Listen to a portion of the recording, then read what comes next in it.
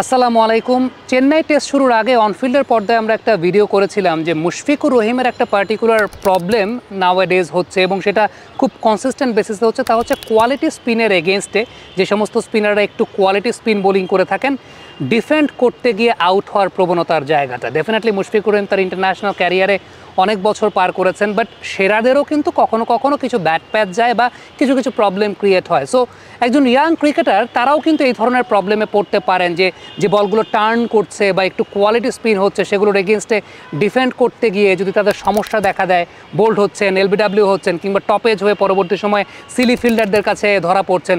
So এক্ষেত্রে কী করা উচিত, কোন কোন ধরনের ড্রিল করলে এই প্রবলেমগুলো রেকটিফাই করা যায়, কিংবা এই প্রবলেমগুলো আসলে কেন হয় যেখানে এত অভিজ্ঞ একজন ব্যাটার তিনি ডিফেন্ড করতে গিয়ে আউট হচ্ছেন? এই সামগ্রিক বিষয় নিয়ে আমরা কথা বলতে চাই। আমাদের সঙ্গে রয়েছেন মিস্টার মুজিবুর রহমান অন্তু স্যার, যিনি বাংলাদেশ ক্রিকেট বোর্ডের ডিভিশনাল কোচ, বাংলাদেশ আন্ডার-17 ন্যাশনাল ক্রিকেট টিমের ব্যাটিং কোচ এবং প্রিমিয়ার ডিভিশন ক্রিকেট লিগের সিটি ক্লাবের হেড কোচ। স্যার, আপনাকে আমন্ত্রণ অনফিল্ডের পর্দা। স্যার, যে প্রবলেমটা বলছিলাম যে Mushfiqur Rahim, he has vast experience, বাংলাদেশের greatest test cricketer ever, no doubt about that.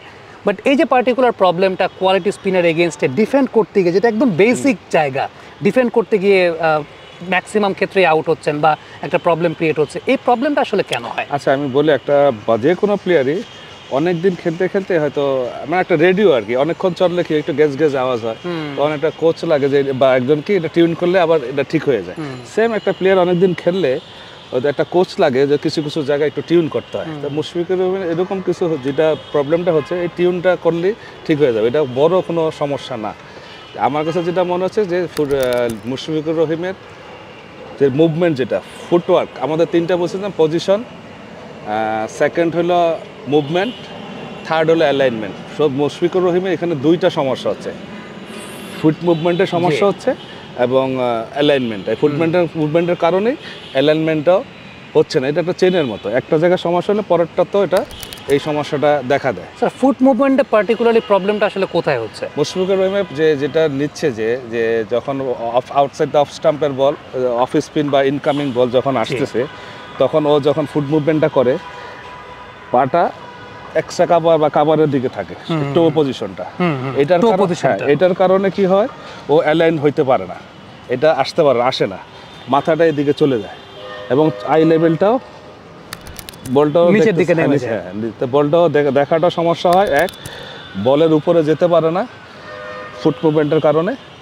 তো এটাতে হলে মুভমেন্টটা ঠিক করলে পরবর্তীটাও ইজি হয়ে যায়, যে অ্যালাইনমেন্ট হলো সব কিছু চোখের বলটা একদম উপর থেকে দেখা যাবে, সব কিছু ঠিক হয়ে যাবে। তো ফুট মুভমেন্টটা ঠিক করলে পরবর্তী দুইটাতেও এফেক্ট আর হবে না। স্যার, যে বিষয়টা বলছিলেন যে ফুট মুভমেন্টের জায়গাটা, আপনারা একটু পর্দায় খেয়াল করে দেখেন, মুশফিকুর রহিম যখন ডিফেন্ড করার জন্য সামনের পাটাকে নিচ্ছেন, ম্যাক্সিমাম ক্ষেত্রেই তার টো পজিশনটা, যেটা স্যারও একটু আগে দেখালেন, টো পজিশনটা কাভারের দিকে যাচ্ছে।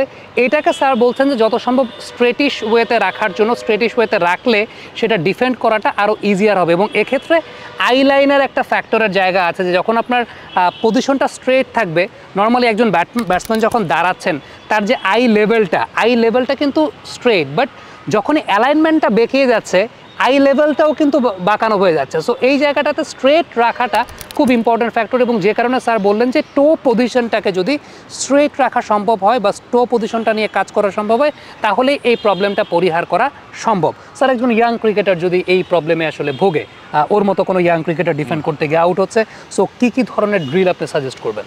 ফার্স্ট হলো যে ও প্রথম হলো আমরা যে ওই প্রথম ফুটওয়ার্ক, আমাদের যে এই ফুটওয়ার্কটা এটা প্রথম কাজ করবে, যে পা নিবে, যে বলের লাইনের পাশে পাটা থাকবে, টোটা অলমোস্ট, মানে আমি যদি বলটা আসতেছে আমার মিড অফের দিকে টোটা থাকবে, যদি অফ স্টাম্পের বাইরে থেকে আসে, ঠিক আছে? এই টো পজিশনটা খুব ইম্পর্টেন্ট, মিড অফের দিকে। এটা এই পজিশন যখন থাকবে, তখন আমার শোল্ডারের সাথে আমার চিনটা থাকতেছে। তো এটা থাকলে আমার অ্যালাইনমেন্টটাও ঠিক হয়ে গেল, তখন আমি বলের উপরে এসে আমি খেলতে পারতেছি। জি, ঠিক আছে। তো প্রথমে আমরা ফুটওয়ার্ক করবো, হলো এটা করবো, হ্যাঁ, এটা প্রথম তুমি মিড অফের দিকে, মানে সেটা কাভারের দিকে সরে যাবে না, যাবে না, ঠিক আছে? তো এরকম অনেকে এটা করতে পারে না, কি করতে পারে, আমরা তার পাটা একটা চক দিয়ে এঁকে দিলাম, ওই পাটা ওখানে ফেললো, তাহলে ইজি ও বুঝতে পারলো জিনিসটা।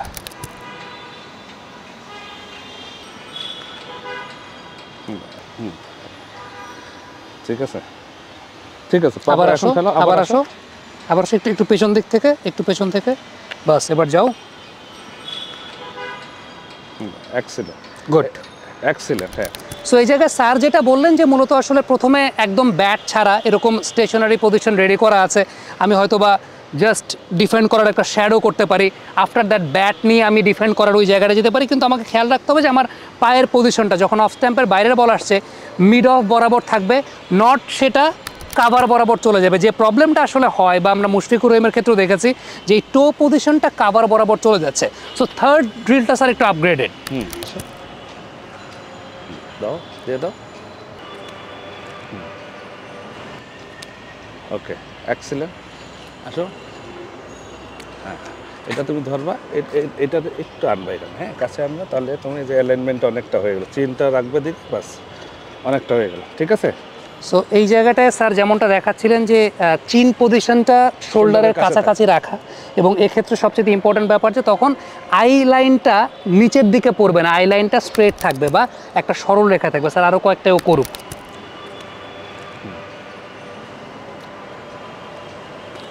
ওকে, ওকে, এবার এক্ষেত্রে কি স্যার একটু লো ডাউন ক্যাচ দিবে নাকি উপরের দিকে আসবে? বল অনেক সময় বল যদি একটু বেশি দূরে পড়ে, ওটা হাইটটা বেশি থাকে, ওই বলটা এখানে একটু কম হাঁটু ভাঙবে, এখানে ধরবে।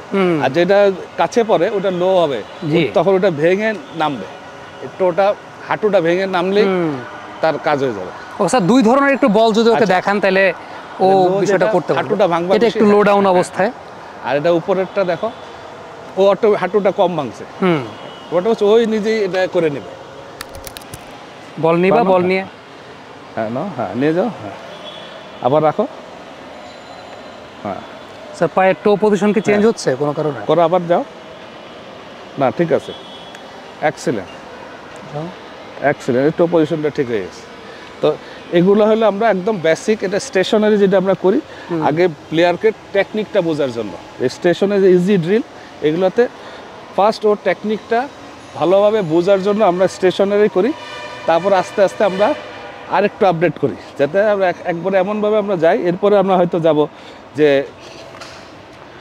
কংক্রিট স্ল্যাবে, হ্যাঁ, আন্ডারআর্ম বল দিলাম, প্রথম খেললো, তারপরে ওভারআর্ম বল দিলাম, খেললো, তারপরে মানে কংক্রিট দিয়ে আমরা খেললো, তারপরে আমরা কংক্রিট আরও জোরে মারলাম। যখন খেলতে পারবে, ম্যাচের জন্য রেডি। সো এই জায়গাটা মনে হয় স্যার আরেকটু ইজি করে ফেলতে পারে যদি চক দিয়ে একটা দাগ নিয়ে নেয় যে এই জায়গাটাই পাটা পড়তে হবে বা পাটা পড়বে। তাহলে যাদের ওই সমস্যাটা হয় তাদের জন্য চক দিয়ে প্রথমে এই কাজটা করলে ও এটা ক্লিয়ারলি বুঝবে।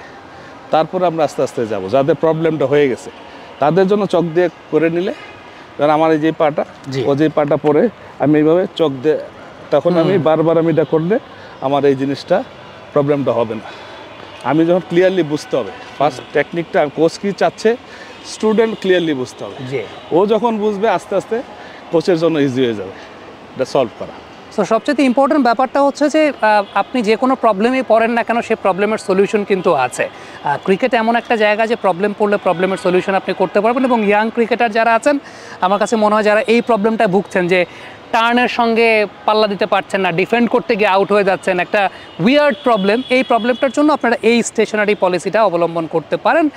কমেন্ট বক্সে আপনাদের কাছ থেকে আরও মন্তব্য মতামত জানতে চাই sir. On that note thank you very much. আজকে খুব ইম্পর্ট্যান্ট একটা ব্যাপার নিয়ে আমরা কথা বললাম। যদি স্যারের কাছে আপনাদের কোনো প্রশ্ন থাকে, আপনাদের কোনো প্রবলেমের বিষয় নিয়ে স্যারের কাছে জিজ্ঞেস করতে চান যে সলিউশন কী হতে পারে, কী ধরনের ড্রিল করতে পারেন, অবশ্যই কমেন্ট বক্সে লিখে পাঠাবেন। আমরা স্যারকে নিয়ে আবারও অনফিল্ডের পর্দায় হাজির হওয়ার চেষ্টা করবো। Thank you very much.